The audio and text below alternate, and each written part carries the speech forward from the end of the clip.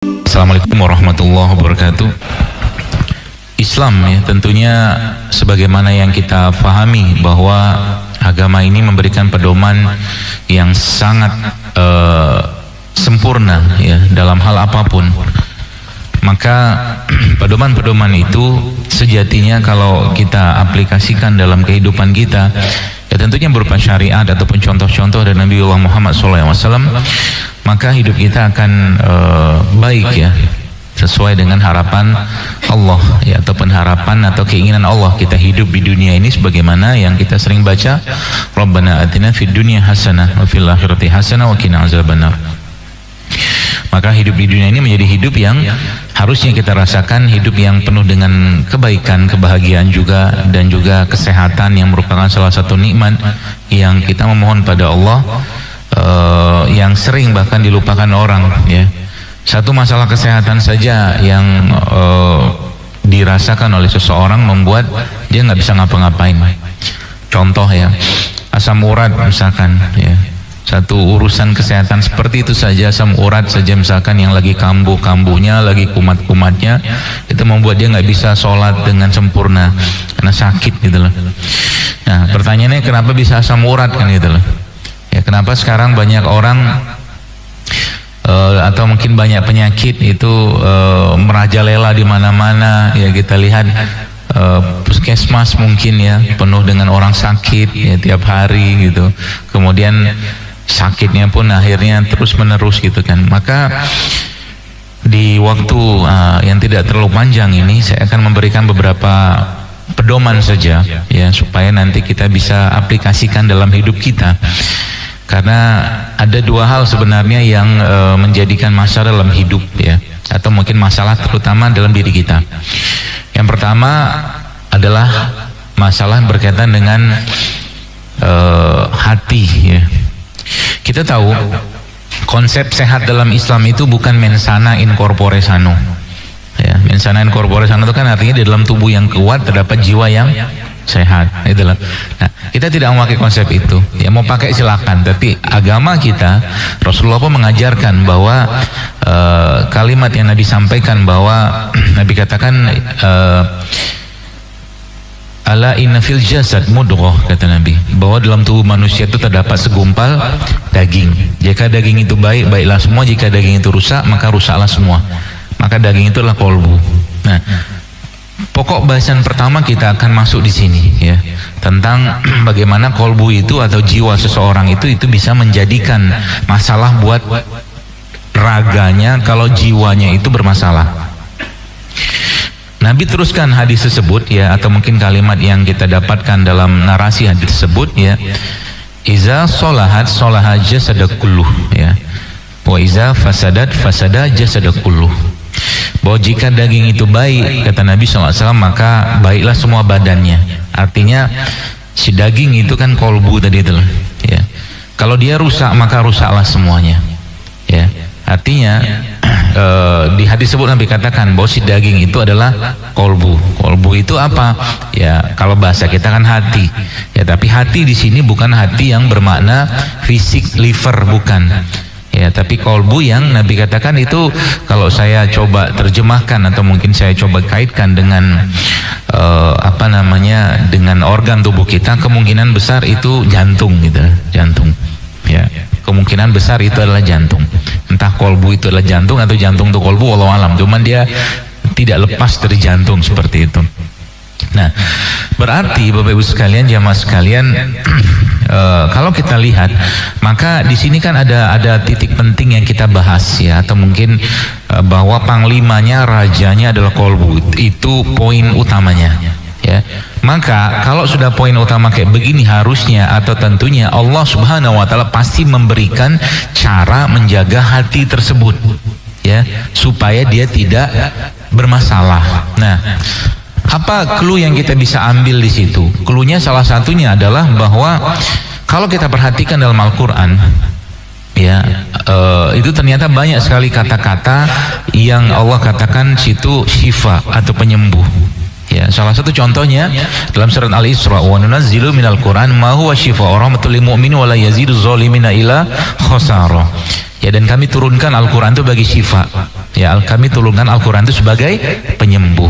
Dan ternyata dari kata-kata syifa yang ada pada Al-Quran ini Bapak Ibu sekalian, itu subhanallah ya, itu lebih dominan atau mayoritas Al-Quran menjadi representasi dari syifa tadi, dari penyembuh tadi ya. Al-Quran itu menjadi representasi atau mungkin katakanlah dia mewakili kata syifa tadi. Baru yang berikutnya itu baru masuk satu poin, itu hanya satu poin atau hanya satu ayat yang Allah sebutkan di situ syifa itu adalah madu. Ya, jadi perbandingan itu 3 berbanding 1 kurang lebih lah. Ya, 3 itu syifanya adalah Al-Quran fis sudur, ya, dalam hati gitu kan. Yang satunya itu madu. Jadi mungkin perbandingannya 3 berbanding 1.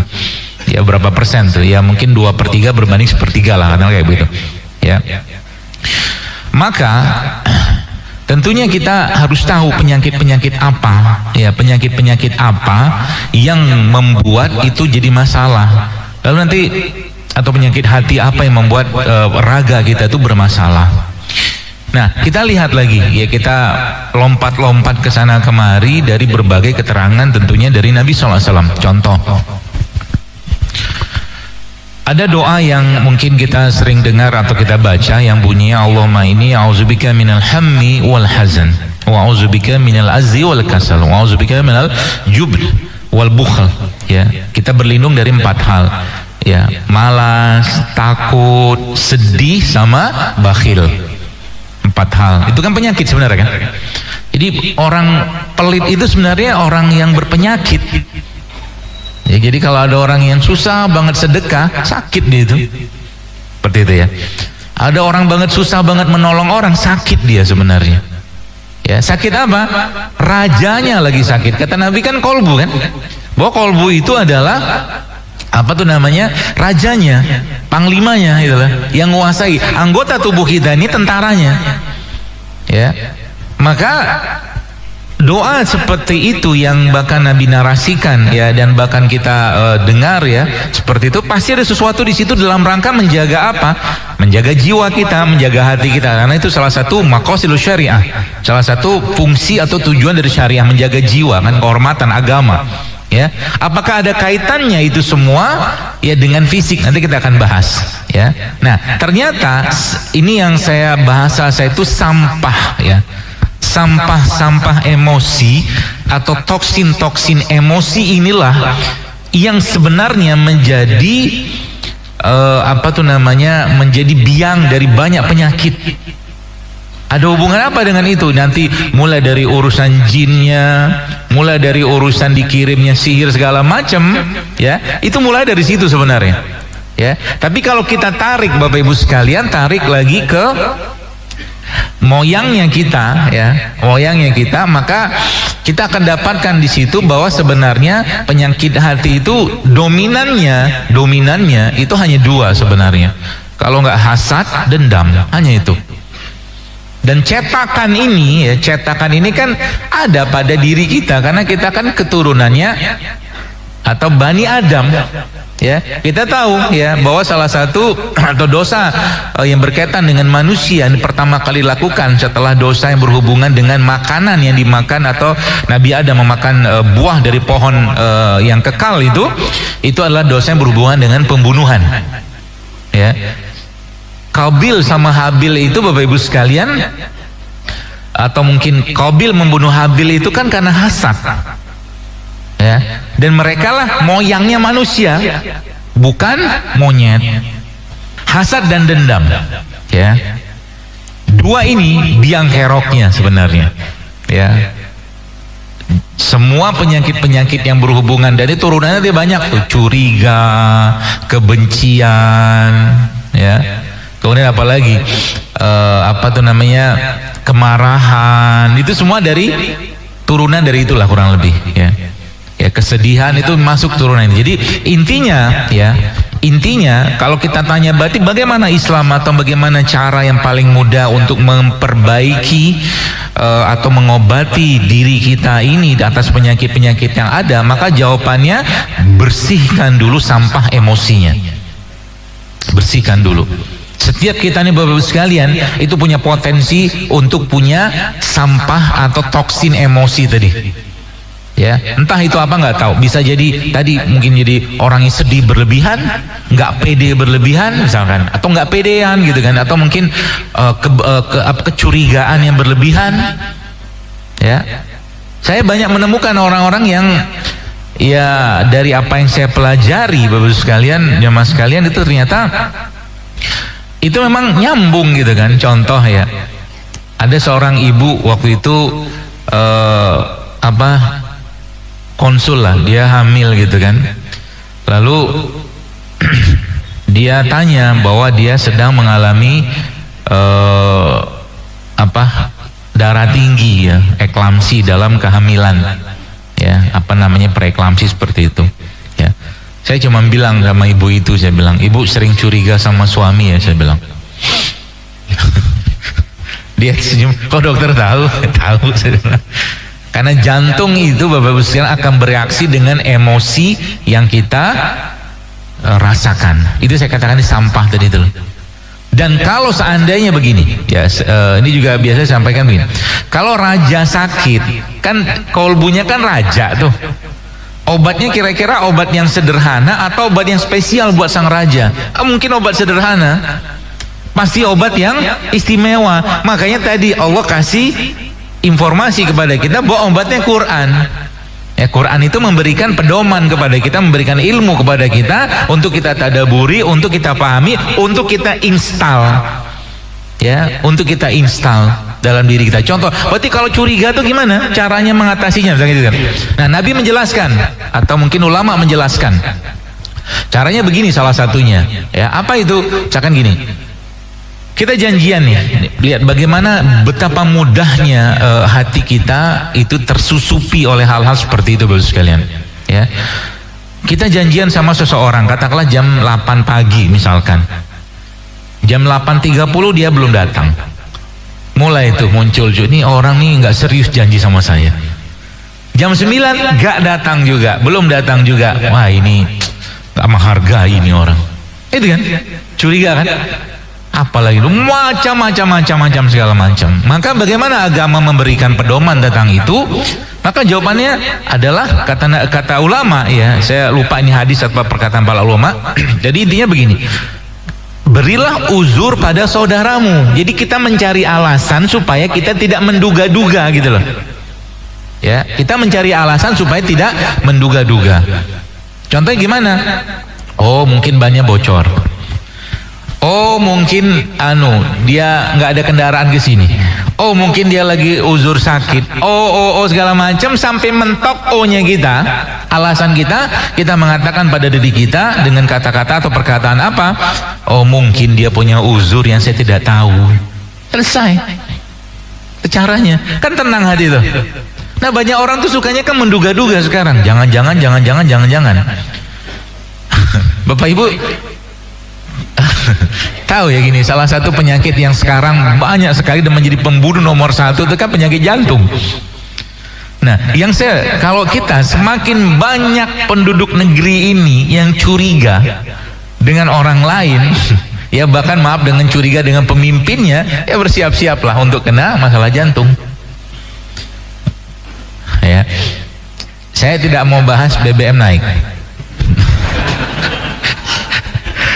Kita kan curiga tuh, ini ada apa segala macam. Ya, kalau saya lebih berpikir bagaimana cara atau bagaimana meminta kepada Allah gitu kan. Ya Allah, tambahkan rezekiku supaya aku bisa beli BBM. Daripada ngomongin curiga-curigaan segala macam, apapun itulah bentuknya. Ini kan urusannya panjang nih, gak usah kita bahas. Tapi intinya apa? Mari jaga hati. Ya, coba bayangkan kalau seandainya nih Bapak sekalian ya, ibu-ibu dalam kandungan gitu kan, curiga sama suami, curiga sama ini, curiga sama itu, segala macam curiga, maka anaknya akan kecetak gen curiga. Ya, anaknya akan tercetak gen curiganya. Ini benar atau tidak benar? Ya benar, yang saya paham, yang saya dapat itu begitu. Jadi penyakit keturunan itu sebenarnya bukan cuma sekedar penyakit fisik, Tapi ada sesuatu yang diwariskan dari keluarganya, khususnya dari orang tua gitu kan, misalkan ibu gitu kan, yang nanti anak itu akan tercetak di sana. Jadi hati-hati. Contoh gennya gen nggak percaya diri. Kan ada tuh orang gen nggak percaya diri. Maka dalam Islam itu kan Nabi melarang kita menikah dengan orang yang tidak satu level. Nabi larang. Kenapa? Nanti muncul nggak percaya diri, atau mungkin ada juga ceritanya tuh suaminya biasa-biasa aja, istrinya cantik banget. Itu sakit juga nanti lama-lama suaminya. Ya, atau istrinya yang biasa aja, suaminya gantengnya luar biasa. Kalau tidak ada pagar dalam urusan atau pagar agama, maka suatu hari kelak akan muncul masalah di sana. Saya ngomong gini nih, apakah cuman sekedar basa-basi doang? Oh, saya temukan Pak Bu, Masya Allah, Masya Allah. Ada bapak-bapak ya, istrinya cantiknya luar biasa. Sampai apa? Autoprotective. Anda bayangkan dia punya barang berharga, dijaga luar biasa. Yang sakit dia, si bapak itu. Ya. Itu saya temuin kayak begitu. Sakitnya apa? Dia tidak jauh dari ginjal, gitu-gitulah. Asam urat, bahkan sampai kalau sudah parah banget nanti gagal ginjal. Gitu loh. Jadi hati-hati. Makanya Islam ya memberikan pedoman kepada kita semua untuk itu. Jadi PD-nya kita tuh karena apa? Waduh, kita PD itu dari awal ya. Allah kan sudah bilang dalam Quran ya, bahwa kami muliakan anak-anaknya Adam dengan Islam itu. Jadi kita tuh PD-nya kenapa? Karena saya Muslim, saya PD. Gitu loh. Dan para sahabat zaman dulu kan begitu ya, mereka mau kata pasukan paling buncit, mereka mau kata pasukan paling depan, mereka PD-nya luar biasa. Kenapa? Karena kami Muslim. Anda bayangkan kisah Rubai bin Amir radhiyallahu anhu itu sekalian bertemu dengan Rustum, itu kan Masya Allah ya, fenomenal sekali kisah itu ya. Seorang pasukan ya, sahabat Nabi yang menjadi pasukannya Sa'ad bin Abi Waqqas radhiyallahu anhu, yang dia merupakan pasukan paling buncitnya Sa'ad bin Abi Waqqas ya. Dia dengan peralatan perang sederhana, Sa'ad bin Abi Waqqas radhiyallahu mengutus dia bertemu dengan Rustum. Itu loh. Apa yang dia bilang sama Rustum? Kami datang sini untuk mengajak engkau menyembah dari Tuhanmu yang banyak itu menjadi Tuhan yang satu, itu Allah Subhanahu wa ta'ala. Ngomong depan panglima kayak begitu Pak. Terus kan marah raja. Kalau kami nggak mau gimana? Pilihannya 3 dia bilang. Kau masuk Islam, kau aman semuanya, kata Rubai ya. Terus kalau kami nggak mau gimana? Kau bayar upeti kepada kami, kau bayar jizyah kepada kami, dan dengan merengek-rengek meminta kepada kami untuk menerima jizyah tadi, upeti tadi. Kalau kami nggak mau, kalau kami nggak mau gimana? Kami perangi engkau. Wah, keren kan? Itu Rubai bin Amir itu sekalian pede dengan Islamnya. Ya.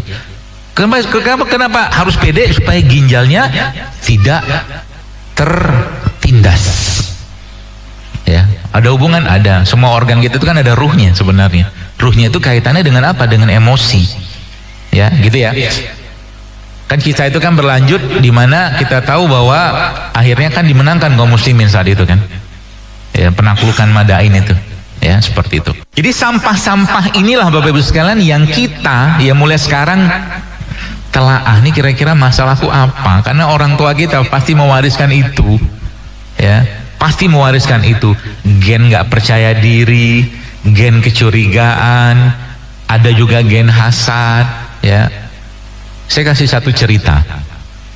Ada bapak-bapak, dia punya kayak tumor lah, sebesar mungkin sebesar apa ya, sebesar kepalan tangan gini lah, segini besar ya.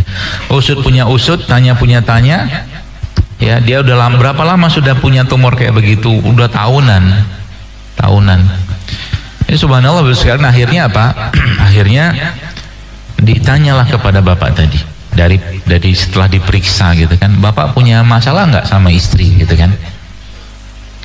Ditanya begitu pada beliau.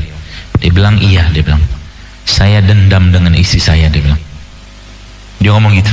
Karena istrinya itu pernah melakukan kesalahan yang dia belum maafkan sampai detik dia berobat itu. Jadi solusinya diapain?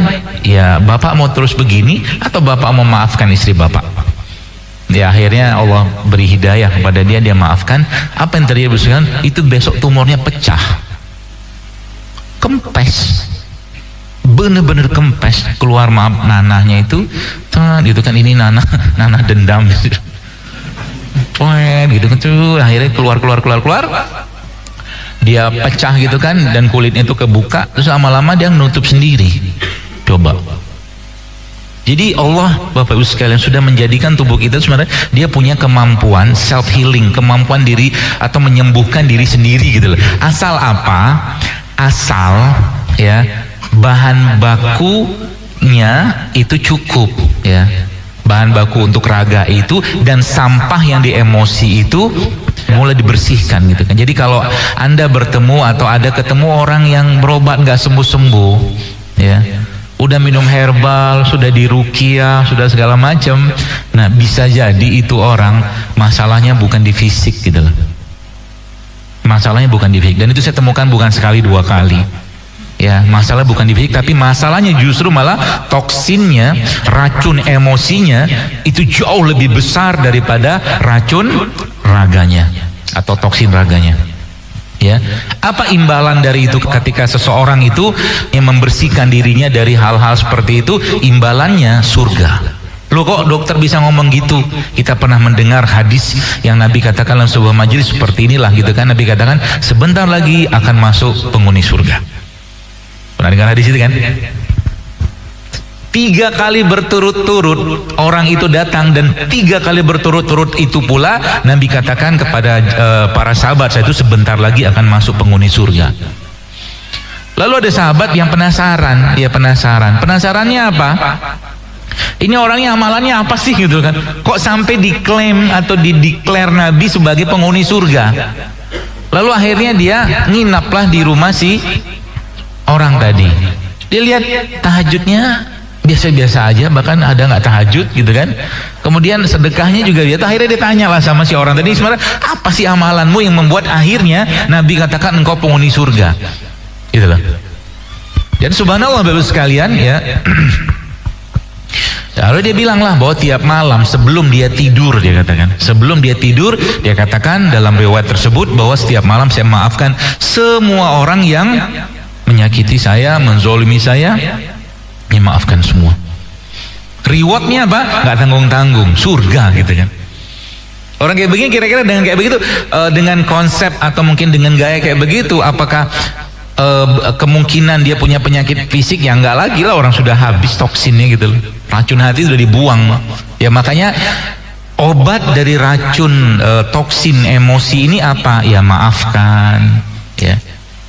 Sekarang kita lihat, atau salah satunya maafkan, apalagi ikhlaskan, sabar, itu kan obat sebenarnya ya, itu kan obat. Makanya kalau kita baca surat Al-Falaq ya, Al-Falaq dan An-Nas itu ada hal menarik di situ. Kenapa menarik? Kalau kita baca qul a'udzubillahi minasyaitonir rajim, bismillahirrahmanirrahim, qul a'udzu birabbil falaq, bil falaq, rabbi qul a'udzu birabbil falaq. Ya, kita memohon kepada Allah, kita sebut Rob ya, satu kali di situ kan surat Al-Falaq. Qul a'udzu birabbil falaq. Lalu masuk langsung dari apa? Kita berlindung kepada Allah sebagai Rob atau zat yang menguasai subuh gitu kan. Min syarri ma khalaq kan gitu. Dari keburukan atau kejahatan waktu subuh, falaq. Nah, cuman sekali kita meminta kepada Allah Bapak Ibu sekalian perlindungan ya untuk urusan kejahatan di luar diri kita. Tapi menariknya coba lihat di surat An-Nas ya. A'udzubillahi minasyaitonir rajim, bismillahirrahmanirrahim, qul a'udzu birabbin nas, qul a'udzu rabbin nas, malikin nas. 2 kali nih. Ilahin nas, 3 kali kita meminta perlindungan kepada Allah, kita sebut nama Allah, Rabbin nas, Ilahin nas, Malikin nas. Dari apa? Min syarril waswasil khannas. Dari kejahatan apa? Syarril waswas. Nanti kan? Saya dikasih teman di grup saya juga, itu ada pesihir Rusia. Pesihir Rusia itu dicerita, dari semua orang-orang yang kau sihir, kau santet gitu kan, kau kirimkan sihir itu ya, atau dari yang kau pengamatan dirimu itu pesihirnya perempuan ya, mukanya kayak pesihir ya gitulah, pesihir bayangkan kayak apa enggak tahu lah. Dia tanya, mana yang paling sulit engkau tembus? Dia bilang, dia katakan muslim. Dia katakan itu ya, muslim itu paling sulit. Karena apa? Karena mereka itu, dia sebutkan itu, mereka itu menyembah entitas yang tak berwujud, dia bilang. Dia nyebutnya pengawas, dia bilang. Gitu. Jadi dia bilang, kok bisa lacak nggak? Nggak bisa saya lacak energinya. Jadi mereka tuh seperti pagi, siang, malam dengan ibadah mereka itu, Bapak Ibu sekalian, dia katakan seperti dia tuh punya kubah pelindung. Keren kan? Jadi kalau kau lacak energinya gimana? Nggak bisa, kayak hilang dia. Tiba-tiba hilang, tiba-tiba hilang, tiba-tiba hilang. Dia bilang gitu. Kenapa bisa kayak begitu? Karena ibadah yang mereka lakukan. Jadi mereka melakukan ibadah bukan karena butuh, tapi karena memang kayak kita gitu kan, sholat terus menerus gitu kan. Ada agama lain itu kadang-kadang datang ke Tuhan, datang ke rumah ibadahnya itu kalau perlu aja. Islam nggak gitu, ya. Islam ya kalau kita dipaksa, ya syariat gitu loh. Ya makanya sebenarnya salah satu fungsi syariat itu adalah menjaga kesehatan jiwa kita, ya. Sholat itu ya masya Allah kita tahu ista'inu bisabri wassalah. Nabi itu kalau ada masalah yang beliau kerjakan pertama kali adalah sholat. Beliau minta pertolongan kepada Allah dengan sholat. Ini sebenarnya kita bisa aplikasikan, ya, dalam kehidupan kita. Kalau ada sakit apapun minta dulu kepada Allah, jangan kepada makhluk gitu loh. Kenapa? Banyak orang luar biasa ikhtiarnya, luar biasa usahanya, luar biasa minum ini, minum itu, herbal segala macam, ketemu ini segala, tidak sembuh-sembuh juga. Padahal yang Allah butuhkan, yang Allah tunggu dari orang tadi bukanlah minum apa, minum ini, minum itu, ketemu siapa ini itu, tapi yang Allah perlukan dan Allah tunggu ada keikhlasannya dia dan kepasrahannya dia kepada Allah, sesuai dengan ayat wa iza maritu fahuwa yashfin. Kalau aku sakit, Allah menyembuhkan. Seringnya sebagian orang itu baru sekalian menumpukan semua harapan itu kepada materi. Itu yang nggak benar, ya. Maka tadi ya, keikhlasan, kesabaran, maaf, ya. Yang paling gampang tuh gini, ketika kita melakukan kebaikan, dalam kebaikan itu pasti ada kebahagiaan. Itu prinsipnya, ya. Apalagi yang kita lakukan kebaikan tadi adalah manusia, ya. Contoh begini, Anda misalkan bersedekah gitu ya, Anda mungkin bersedekah sebulan mungkin kepada fakir miskin, ya, orang duafa, ya, duafa seperti itu dengan jumlah yang biasa aja lah, misalkan kita kasih 5.000, 2.000 ke mereka gitu kan, ya mereka kemakannya matur suwun kan gitu kan, biasa aja. Tapi coba masya Allah ya, kalau kita tiba-tiba kasih ke mereka, memang betul-betul orang nggak mampu gitu, orang yang memang dia bukan sengaja meminta gitu, memang kondisinya itu memang susah sekali gitu, kita kasih uang dalam jumlah yang besar, katakanlah ya orang cacat misalkan gitu ya, misalkan bisa kasih misalkan 200.000, 300.000, dan dia lihat duit itu si orang tadi ya, nah apa yang terjadi? Kan dia terharu, ya, terharu, dan saat itulah biasanya doanya muncul. Ya, mugi-mugi gitu loh. Tapi kalau cuma 2.000, muginya cuma sekali. Nah gitu. Ini kan 2.000, pak, kasih orang 2.000, nyanceleng 2.000. Ya Allah, berikan aku jodoh yang terbaik, rumah yang terbaik, pekerjaan terbaik. Kata malaikat, biaya operasional malaikat sekarang tinggi gitu. Ya. Ngasihnya dikit, jaluknya akeh gitu. Ya. Ngasih gitu loh. Dan memang tingkat kebahagiaan, kenapa sekarang para sahabat itu ya, mereka tuh semua dikaitkan dengan apa? Dikaitkan tuh dengan agama. Coba bayangin, urusan mati saja, ya, dahsyatnya kaum muslimin itu digambarkan dalam sebuah hadis itu. Coba, urusan mati saja, ketika sudah mati kan orang Allah bertanya kepada para syuhada itu, ya, orang-orang yang mati di jalan Allah itu kan, Allah tanya kepada mereka, nih, mintalah kepada kami, ya, mintalah kepadaku, kata Allah, apa saja.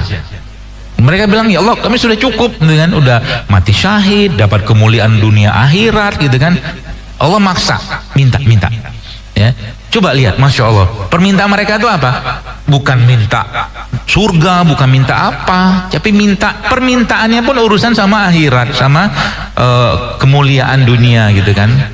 Mereka akhirnya disebutkan dalam riwayat tersebut kan, mereka mintanya apa? Mintanya, ya Allah, hidupkan kami kembali, hidupkan kami kembali ke dunia untuk kami berperang di jalanmu, untuk kami mati kembali di jalanmu. Itu masya Allah ya. Jadi ya itulah akhirnya membuat apa sekalian, membuat akhirnya hal-hal yang semua kita hubungkan dengan agama, ya, dengan Islam, maka perlahan-lahan itu akan mengikis, ya, mengikis penyakit-penyakit dalam hati kita, ya. Nah, mungkin sekarang kan misalkan kalau di perempuan gitu kan, di perempuan kan banyak tuh kasus-kasus tumor payudara, gitu loh.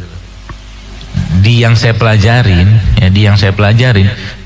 setiap tumor itu ada emosi yang terblokir di sana. Setiap tumor, ya.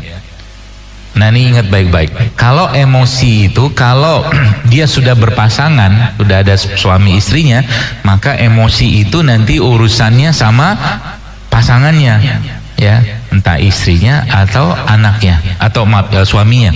Kalau dia belum berpasangan, maka emosi tadi kaitan sama orang lain, atau mungkin sama orang tuanya, ya, atau bahkan sama, ya, orang lain lah, orang lain atau orang tuanya, kalau dia belum berpasangan, ya. Makanya kanker itu atau tumor itu kan dia bukan penyakit sederhana, sebenarnya prosesnya kan panjang, tapi kalau tiba-tiba dia muncul gitu kan, pasti ada pemicunya itu, ya.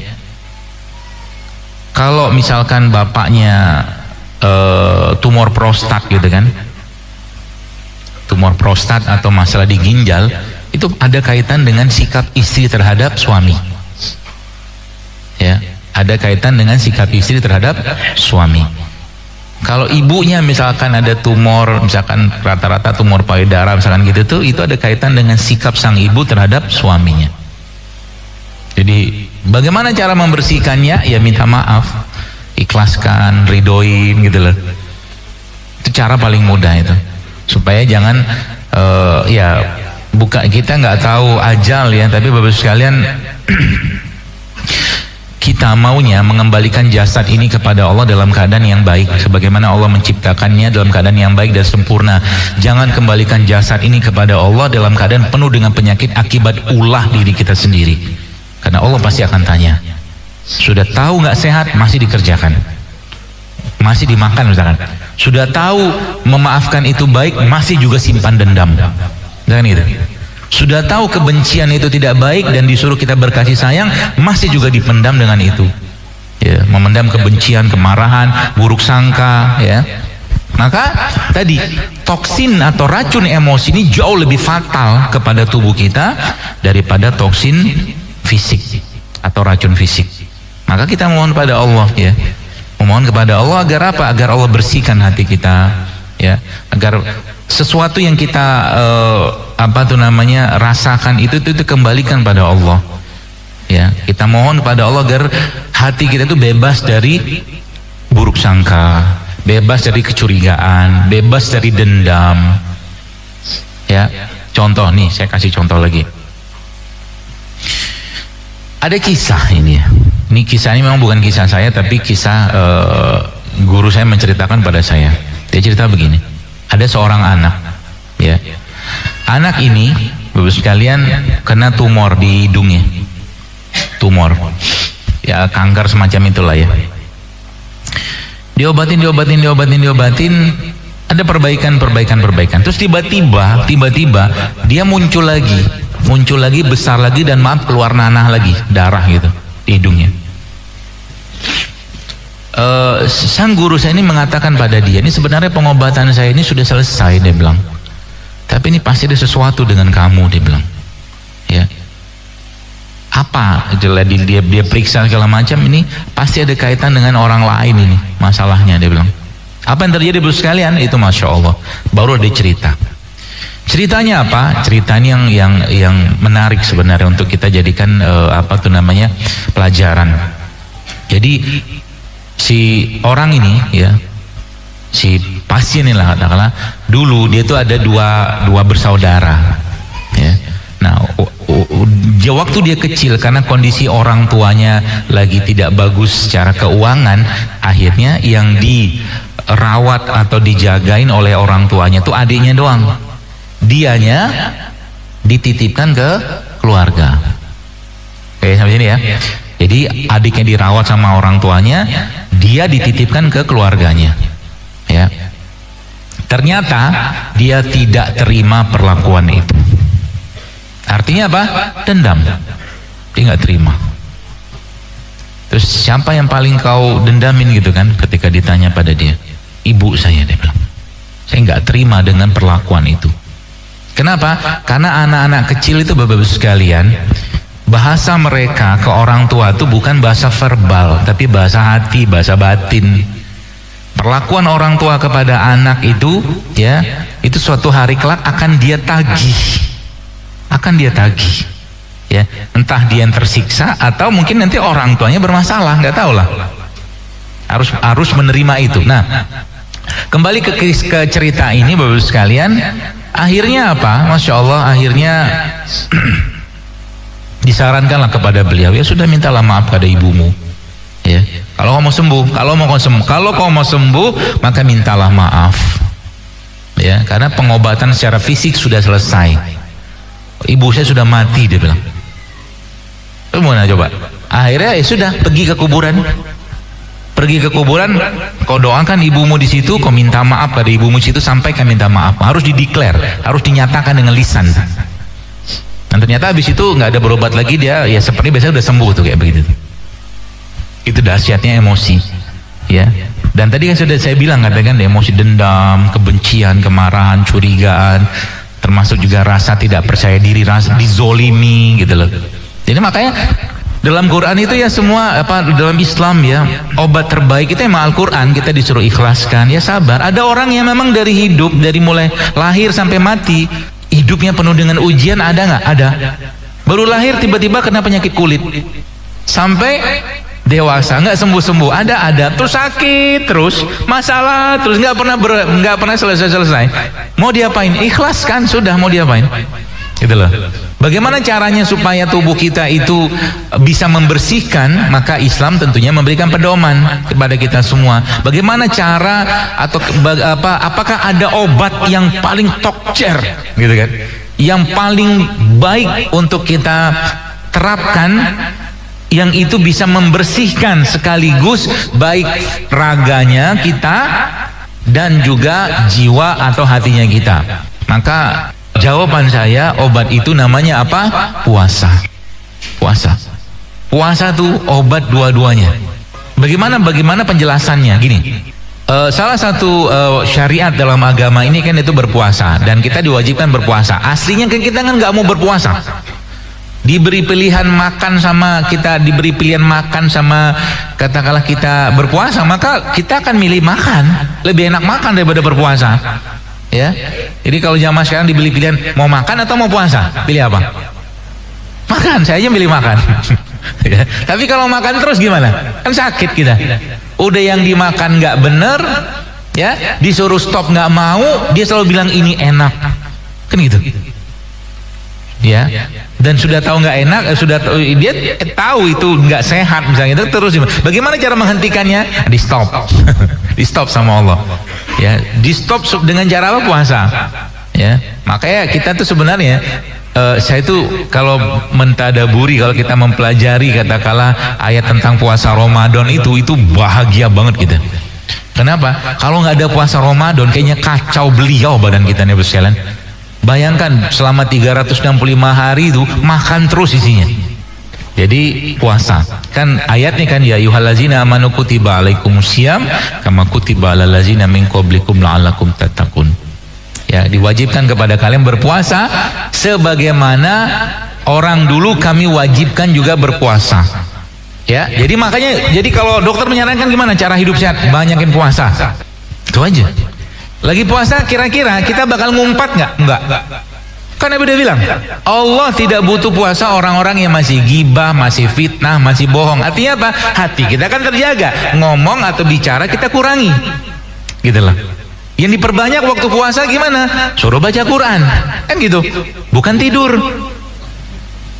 Ya, karena ada yang pakai dalil, nggak tahu dalil apa itu. Katanya tidurnya orang berpuasa itu pahala. Maka ditidur terus tuh. Bangunnya waktu sholat doang. Ya, kalau tidur saja berpahala, gimana kalau aktivitas, gitu loh. Maksudnya begitu.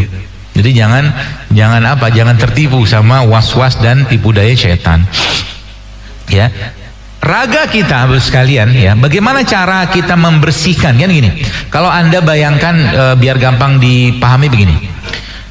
Ibarat kata kamar mandi gitu ya. Kamar mandi itu kan ada kerak-kerak di dinding itu.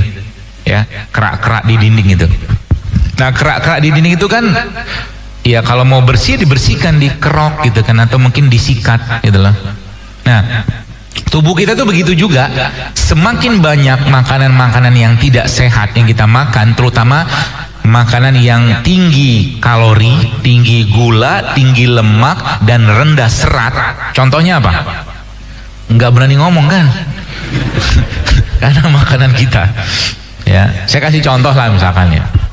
Ini lihat bagaimana tanda kutip kesesatan kita dalam urusan makan. Ya. Dan tidak bertanggung jawabnya kita dengan makanan yang kita makan. Ya. Contoh nih misalkan dia makan nasi goreng. Nasi digoreng. Kalau nasi goreng itu lebih sedap lagi kalau kita makan sama bakwan. Betul? Terus ada tambahan lagi, ada kerupuk, Pak. Ya kan? Nanti keselak. Supaya nggak keselak, makan apa? Minum apa? Es teh. Es tehnya pakai gula? Pakai dong biar manis. Coba lihat. Semoga nggak ada yang jualan nasi goreng di depan. Nggak apa-apa, makan aja, tapi tanggung jawab dengan yang dimakan. Ya minimal satu piring nasi goreng itu Anda pergi ke sawah nyangkul gitu 50 kali, jadi kebakar kalorinya. Ya bukan main handphone habis itu. Makanya banyak sekarang sakit gara-gara itu, nggak tanggung jawab dengan apa yang dimakan, gitu loh. Nasinya sudah karbo, gula, ya kan? Terus tadi dia pakai apa? Bakwan. Bakwannya tepung kan? Karbo lagi coba. Ada apa tadi? Kerupuk. Tepung lagi nggak? Karbo lagi. B3 tuh triple coba. Belum cukup masih itu. Dia minum es teh. Pakai gula? Pakai gula. Karbo lagi? Karbo, 4 karbonya Pak. Masya Allah. Terus di situ ada itunya, ada sehat-sehatnya sedikit di situ. Biasa dikasih selada, secuil. Betul? Sama dikasih apa? Acar. Jadi yang paling tinggi serat di nasi goreng itu adalah acar dan selada. Sekarang Anda ubah, nanti kalau makan nasi goreng, porsi nasinya sebanyak acarnya saja. Ya. Ya, porsi nasi sebanyak seladanya aja atau sebanyak acarnya saja. Ya, sisanya itu sayurnya. Itu keren, Pak. Masya Allah, itu sehat. Coba ya lihat. Makanya banyak orang yang dokter ini kayaknya anti nasi banget. Enggak, bukan anti nasi. Tapi kadang-kadang kita tuh itu tadi nggak ngerti apa yang dimakan, berlebihan gula gitu loh. Ya, dan kita nggak tanggung jawab dengan apa yang kita makan. Ya, olahraga enggak, ke sawah enggak, naik sepeda enggak, jogging enggak, naik gunung enggak. Apalah bentuk olahraganya gitu. Sehingga apa? Numpuk lagi. Dan dia bukan cuma sekedar numpuk gula saja, dia akan menimbulkan peradangan dalam tubuh kita. Ya. Kalau sudah peradangan kayak begitu, apa yang terjadi? Tubuhnya bukan dapat energi ketika dia kemasukan bahan bakar dari makanan tadi, justru malah ngantuk. Gitu loh. Itu kan tanda bahwa tubuh kita itu keletihan ya. Maka biasanya saya sarankan coba dulu latihan gitu kan. Latihan nih misalkan dalam 14 hari lah misalkan Bapak Ibu saya kasih tantangan. Mau? Nggak mau. Dalam 14 hari 2 minggu aja. 2 dulu deh, 2 dulu. Selama 14 hari itu jangan masuk tepung, terigu ke tubuh. Berat dobrak. Ya. 14 hari. Pokoknya semua produk tepung gak masuk. Jadi Anda sebut apa? Bolu kan tepung. Ya, kayak saya nggak sebut produknya gitu, buat ngelatih aja. Ya, nggak ada tepung ya. Dan satu lagi, ini nih yang paling penting ini, nggak ada tepung dan tidak ada gula pasir. selama 14 hari. Nanti kabarin saya apa yang terjadi. Anda akan berseri-seri, bahagia, moodnya akan baik gitu loh. Kenapa? Karena memang banyak masalah dari dua hal tadi itu gitu loh. Jadi nanti setelah 14 hari boleh makan nggak? Ya boleh aja. Ya, tapi latihan dulu gitu loh ya. Nanti saya dapat gulanya dari mana? Kita tuh bukan butuh gula pasir, tapi kita butuh karbohidrat. Pahami ya gitu ya. Kita tuh butuh gula, bukan butuh gula pasir, kita butuhnya karbohidrat. Berarti gini, bagaimana caranya supaya minum teh itu terasa manis? Jangan gitu kan? Saya pengen minum teh, tapi tetap manis. Gampang. Anda minum teh tawar, habis itu makan kurma. Manis kan? Gitu. Gampang kan? Gampang. Tapi itu Masya Allah, saya banyak sekali kasih saran ya. Sederhana kayak begitu, itu efeknya luar biasa loh Pak, Bu. Cuma dua itu aja. Kurangi tepung. Kalau mau tambahin sih bisa. Kurangi tepung. Kalau bisa stop selama 14 hari. Dan tidak ada produk gula pasir yang kita makan. Apapun bentuk produknya, tambah lagi satu. Ada 4 sih sebenarnya. Tapi kalau saya sebutin semua, nanti nggak datang lagi ke kajian kita berikutnya gitu. Ya, tapi apa saya sebut aja. Kalau nggak datang berarti alhamdulillah. Berarti dia lagi berjuang di rumah. Baik sangka saya begitu. Yang ketiganya apa? Minyak goreng. Gitu. Saya nggak sebut mereknya apa, merek apa, produknya apa ya. Maksudnya, berarti nggak boleh makan bakwan dong. Saya nggak bilang gitu. Kan saya cuma larang jangan tepung sama minyak sama gula. Berarti nggak boleh makan gorengan. Ya pikir aja sendiri gitu loh. Gitu. Ya. Tambah lagi satu nih misalkan. Bukan nggak boleh, tapi ngelatih untuk tidak makan nasi. Dok, saya kelingan, cari sumber karbo yang lain. Bisa kan? Bisa. Nasi itu kan yang kita butuhkan karbohidratnya, gulanya, betul kan? Kalau nggak makan nasi, bisa nggak makan yang lain? Coba sebutin apa kira-kira? Ketela. Jadi makanan itu memberikan kebahagiaan, asal makannya bener. Jadi kalau ada yang hidupnya itu nggak bahagia terus, coba perbanyak makan yang dikupas, bukan dikemas. Ya, kalau ada orang hidupnya agak kurang bahagia, kok mukanya tuh sedih terus, nah itu ajak dia pergi makan apa? Makan rujak, gitu kan? Kan dikupas tuh, ya. Makan gorengan bahagia nggak? Bahagia. Ya, tapi coba dilatih ya. Dokter makan gorengan nggak? Jarang. Kalaupun makan gorengan kayak tadi malam, saya kelaparan banget gitu kan.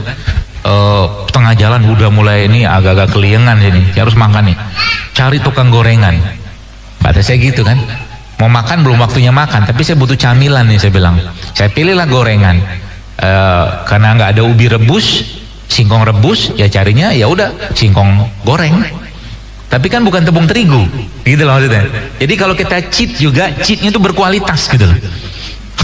Jadi kalau lagi harinya kita oke lah, hari ini nggak hidup sehat gitu kan, tapi berkualitas gitu kan, gitu. Ya, akhirnya apa? Ya bahagia terus, tenang terus kita, mood kita terjaga gitu kan, wajah itu ceneng gitu kan.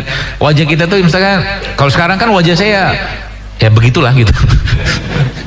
Apa berapa bersinar karena cahaya, ada lampu. Tapi intinya apa? Ya itu tadi. Ya, kulit kita ini, wajah kita ini representasi dari isi perut kita. Maka benerin isi perut kita. Ya, perbanyak makan yang dikupas, bukan dikemas. Banyakin makan makanan yang tidak banyak pengolahan di sana, apalagi nggak banyak pakai minyak goreng, itu akan jauh lebih sehat buat tubuh kita. Termasuk juga, nih saya kasih ilmu satu buat ibu-ibu yang ibu-ibu ini kan salah satu yang mereka harapkan kan glowing ya. You know glowing? Ya, glowing in the sky gitu kan. Salah satu bahan yang bikin kulit kita tuh elastis. Nah ini kabar baik nih bagi para penggemar makanan ini nih. Itu ternyata apa sekalian? Ceker ayam. Ceker ayam itu ternyata tinggi sekali kolagennya. Kolagen itu kan mahal loh dijual itu. Ternyata banyak di ceker ayam. Ya. Jadi kalau mau tadi ya kita dapat asupan kolagen, nanti bikin tuh sup ceker ayam. Ya. Ayamnya gimana? Ayam yang bahagia. Pilihlah ayam yang bahagia. Karena banyak sekarang ayam tidak bahagia. Betul gak? Iya loh, di kandang dia merana, Nggak ada teman, nggak boleh main, kan gitu. Nggak dapat sinar matahari. Akhirnya manusia yang makan ikut-ikutan merana. Coba. Ada lihat tuh mobil yang bawa ayam banyak-banyak itu. Coba lihat wajah-wajah ayamnya. Bahagia nggak? Sedih dia. Ya tentunya dia kan sedang menuju hari pemenggalan dia gitu loh. Tapi harusnya kan bahagia. Ya, jadi kita tuh banyak sekali hal-hal yang kita membuat kita tuh ya salah satu nggak bahagia, nggak ceria. Emang karena makanan kita tuh sudah banyak masalah gitu kan. Apalagi yang kita bisa lakukan. Nah, terakhir ya. Saya cuma pesan ibu sekalian, coba sekarang kita mulai memberikan hak perut kita. Hak perut kita itu dengan cara apa? Jadi sebelum Anda makan, ya sebelum Anda makan apapun lah gitu kan, Anda mulai kayak gini nih, minum jahe dulu, atau mungkin minum air putih dulu, atau minum air madu dulu, atau yang paling bagus itu yang saya sekarang terakhir pelajarin itu adalah kita minum air yang dikasih cuka apel, cuka nanas, cuka madu gitu loh. Jadi air kayak begini misalkan, ya Anda masukin cuka, ya satu sendok teh lah gitu kan, dikit aja, kita minum tiap hari. Itu banyak sekali manfaatnya, karena di situ tinggi enzim, serat juga, ada bakterinya juga gitu loh. Ya, makanya kalau yang paling simpel gimana? Tempe itu masya Allah tempe itu. Saya takjub dengan penelitian atau mungkin riset tentang tempe. Bahkan tempe itu Bapak-Ibu sekalian ya, itu ada vitamin yang ada pada hewan, yang hanya ada pada hewan, tapi karena proses fermentasi pada tempe menggunakan ragi itu juga muncul di tempe, tapi di kedelai nggak ada. Itu dahsyatnya tempe. Tapi kita masalahnya makan tempenya penuh dengan kalori gitu loh. Tempenya dikasih tepung kan gitu, digoreng gitu kan. Jadi akhirnya apa? Beban tubuh tuh bertambah lagi gitu loh. Terus bagaimana cara bikin tempe supaya tidak pakai tepung gitu kan? Ya banyak, pilihannya banyak banget lah. Ya bahkan saya pernah nyobain bikin jus tempe itu pakai madu, pakai kurma. Enak banget Pak. Tapi bukan tempe digoreng ya. Tempe biasa, tempe gitu, tempe putih itu. Ya, itu saya blender, kasih air, kasih madu, kasih kurma, masya Allah enak banget. Dan itu proteinnya dapat, vitamin dapat, serat dapat, mineral dapat, enzim dapat, coba. Lengkap kan? Nah cobain nanti. Ya, ibu-ibu di rumah, ya mulai sekarang kalau bapaknya minta teh, jangan kasih gula. Sampaikan pada bapak kalau bapak minum teh, pandangi wajahku. Ya, kan sudah manis gitu, maksudnya. Supaya tawarnya teh ini tercover dengan manisnya wajahku, gitu. Bapak-bapak juga sadar diri gitu kan, dengan cara coba dikurangin. Kopinya, dokter suka kopi? Suka. Saya lebih suka kopi pahit. Ya, kopi. Kenapa kopi? Karena kopi itu termasuk salah satu antioksidan sebenarnya. Dia banyak sekali kandungan antioksidan dalam kopi. Seratnya juga ada juga. Ya, bahkan dia termasuk fat burner, dia pembakar lemak sebenarnya kopi itu. Ya, jadi mulai biasakan tadi ya, mulai latihan apa tadi? Nggak ada tepung, boleh tempe itu, di belakang boleh tempe itu, masya Allah. Nanti camilannya apa? Tempe, cocolin pakai madu, atau kalau enggak, kelapa tua itu, bagus sekalian ya. Itu kan banyak orang kan gini, kita tuh dikit-dikit kambing hitam kan. Jadi saya nggak tahu dapat dari mana ceritanya makan kelapa itu jadi cacingan. Nggak tahu saya. Wallahu alam, itu bingung saya itu. Itu tuh sehatnya minta ampun loh, itu kelapa itu. Jadi camilan kelapa tua itu loh. Dan sayangnya ibu-ibu ya, terutama ibu-ibu kan, itu kalau bikin santan itu kan air kelapa tuanya kan dibuang. Allahu Akbar, itu Pak Bu, subhanallah ya. Itu air kelapa itu ya, kelapa tua ya, itu jauh lebih baik daripada air isotonik kemasan manapun. Coba, itu Anda mau bikin apa? Bikin sambal bisa, diminum pun masya Allah, ngebersihin jantung, liver kita ya, pencernaan kita. Nabi itu masya Allah ya. Lihat, apakah ada pedoman-pedoman tentang kesehatan dalam Islam? Ada Pak Bu. Kita itu waktu tidur kita diatur Quran loh. Waktu bangun kita diatur Quran, ya kan? Qumil laila illa qalila, kan ada tuh. Nisfahu awin kusminho qalila. Suruh bangun. Nabi tidurnya kapan? Nabi tidur tuh habis Isya. Nanti bangun tengah malam, jelang subuh nanti Nabi tidur lagi. Ini kalau sekarang ini kenapa banyak masalah? Karena kita nggak ngikut Nabi. Nabinya tidur, umat yang bangun Nabi tidur. Gitu loh. Jadi Masya Allah kan, begitu luar biasanya agama kita. Terus apa lagi? Lihat. Abu Hurairah radhiyallahu anhu pernah menyebutkan bahwa salah satu nasihat Nabi SAW kepada beliau adalah berpuasa 13, 14, 15. Saya baca Bapak sekalian beberapa ilmuwan barat itu, mereka menyarankan itu berpuasa 3 kali sebulan, tapi dia nggak tahu apa. Bahkan dia nggak tahu, tentunya mereka nggak tahu dalam Islam itu ada syariat itu. Dan Abu Hurairah, apa yang terjadi setelah Abu Hurairah disampaikan Nabi SAW, ya, Abu Hurairah menyampaikan, kekasihku Rasulullah SAW menyebutkan atau menyampaikan, berpesan kepadaku, berpuasalah 3 hari selama 1 bulan. Kita sebut dengan puasa Ayyamul Bid, 13, 14, 15 pada apa tuh namanya, pada bulan Hijriah, ya, pada tahun Hijriah, tahun Islam, atau bukan, tapi bukan tanggal kalender Masehi. Lalu 16-nya istirahat bentar. 13, 14, 15 puasa tuh. Nih kalau bapak-bapak mau per bulan paket detoksifikasi terbaik ini, Masya Allah nih. Apalagi nanti kalau Anda puasa itu Anda lanjutkan lagi, nggak makan tapi minum aja sampai hari berikutnya, kurma air 3 hari. Itu Masya Allah, tubuh kita itu seperti di reset ulang. Coba ya, 16 kita istirahat. Nah, dalam sebuah hadis yang dia menyebutkan bahwa berbekam pada tanggal 17 atau 19 atau 21 itu menyembuhkan penyakit. Masya Allah kan. Maka kalau saya bilang ke takmir masjid, saya katakan kalau bisa dibikin nih klinik bekam gratis di sini. Jadi nanti tiap bulan, tiap tanggal-tanggal itu, tanggal bekam itu nanti masyarakat bisa berbekam gratis. Nanti dari kerjasama sama PBI, ya, organisasi bekamnya. Jadi puasa dulu, habis itu berbekam. Ya bayangkan, bekam tuh kerjanya kayak apa, Dok? Gini ya, terakhir. Ini serius nih, terakhir. Gini loh.